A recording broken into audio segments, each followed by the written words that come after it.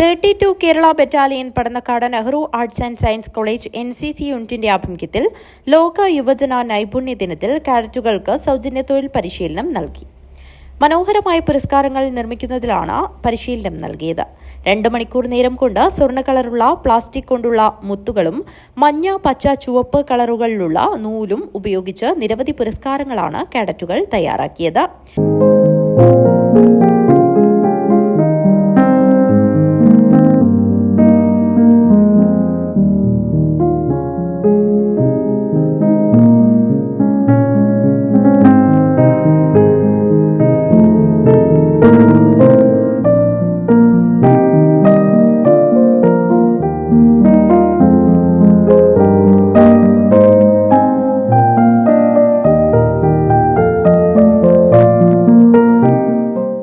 അതിസൂക്ഷ്മമായി മുത്തുകളും കോർത്തിണക്കിയ വിവിധ വർണ്ണങ്ങളിലുള്ള നൂലും പശയിട്ട് ബോർഡിൽ ഒട്ടിച്ച് പുരസ്കാരങ്ങൾ തയ്യാറായപ്പോൾ തൊഴിലിന്റെ മഹത്വം വിദ്യാർത്ഥികൾ തിരിച്ചറിഞ്ഞു.